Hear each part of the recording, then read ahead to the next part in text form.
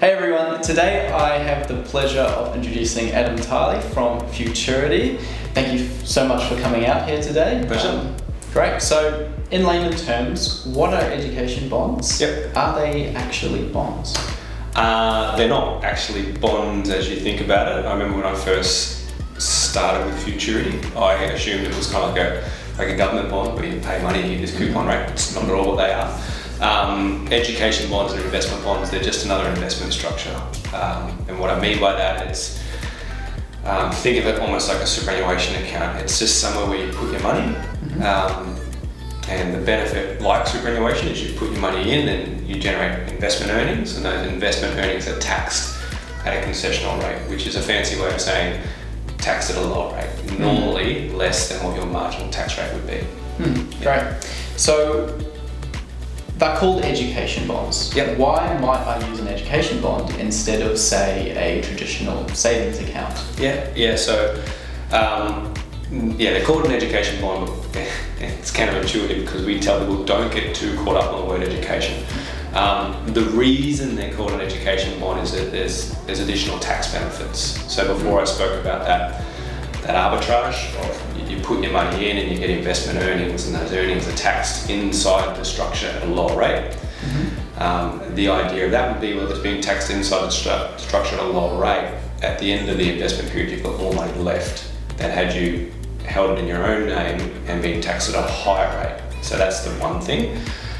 Why it's called an education bond is along the way as you're generating those earnings, if you pull those earnings out and you use them to fund an education expense, the tax you paid actually gets refunded. So there's sort of two parts of that. Lower tax on the way through, but that tax gets refunded if you use the earnings for education. So are you saying that you can claim education expenses and get a tax rebate? Yeah, that's the easiest way to look at it. Yeah, great. The easiest way to look at it. It kind of sounds a little too good to be true, so tell me, what are some downsides? What are the risks? So there's no risks.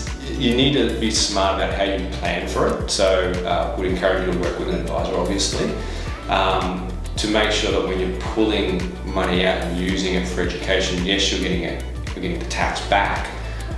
You need to be smarter at how you do that to make sure you're not creating a tax event elsewhere. So that's one thing to look at. I spoke about superannuation earlier. So the benefit, concessionally taxed, so the lower tax rate, but like superannuation, there's also limitations as to how much you can put in. So there's this thing called 125% rule, which you don't really want to break. It just means don't put too much money in. And then the other one would be, it's really flexible because you can put your money in and any money you put in you can take out, right? So you can put money in and go, actually I don't want to continue with the strategy, and you can take your money out and there's no consequences there. But if you've generated earnings and you don't pull those earnings out for education, then in theory you need to wait 10 years before you pull the earnings out. Okay. So nice little summary. It's like super because it's taxed at a lower rate. There's restrictions as to how much you can put in, and you need some clever planning as to how you can take it out in the most tax effective way possible. You just don't have to wait till retirement age. So that's, I guess, a benefit in the end. Awesome. Okay, so if I wanted to get started, how much do I need, or where do I begin with this? So I mean, you can start them with really low amounts. Like you can start with $1,000 with a regular savings plan on top of that. Or you can just have what I call a lump sum plan where you put in $5,000 and you never touch it again. $1,000 and $5,000 is great, but you got to think about what goals you're trying to achieve. So again, talk to your advisor.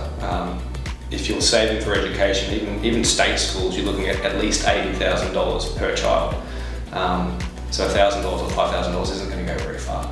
If you're looking at private schools or Catholic schools, or you're looking at using this thing to fund a holiday or pay off a mortgage, all those other things outside of education, that's where you need to work with the advisor and work out, okay, well, is the savings plan best for me? How much do I need to start with, and how much can I afford to contribute, and how should I invest it? Or have I received an inheritance, or have I sold an asset? Do I have a lump sum of money that I can put in? So again, that's where working with the advisor to go, well, what are my goals, and what do I need to be contributing to achieve those goals? Okay, and do you have any resources online to help parents or future parents with the cost of education? We do, but it's scary to look at. So there's an online calculator. If you just type in Futurity Invest or Futurity Investment Group for the long one, calculator. If you probably type in education calculator, it'll be one of the first things to come up, where you can sort of say, well, this is how old my kid is, what state do they live in, are they in the city or are they in a regional area, do I want to send them to a Catholic school, an independent school or a government school, and it will give you the average cost of education. And that's where that $80,000 came from before. Right, yeah. So it's not just the fees, it's the tuition, it's the books, it's the uniforms, it's everything. It's the actual cost of education, not just the school fees. What about extracurricular activities? Yeah, that's all built into it as well. Right. Yeah. So I was saying before, with my own kids, it's not just the fees, it's the swimming lessons, it's the breakdancing lessons, it's the school uniforms, it's the goggles, it's everything that's encompassed in your child's education or your own education. Yeah. Using it for yourself. Yeah, right. Okay, so last but not least, who is Futurity? Yeah. How long have you been around? And tell us a bit about the company itself. Yeah, no problem. So Futurity is a friendly society.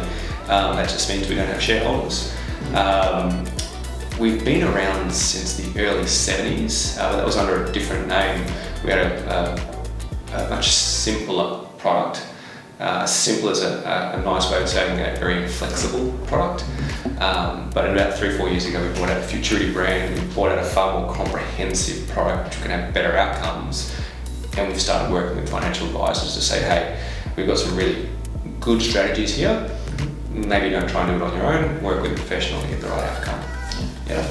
Well, thanks so much for coming out here today. If you have any questions, feel free to get in touch and then we can point you in the right direction. Thanks for having us. Cheers. Cheers.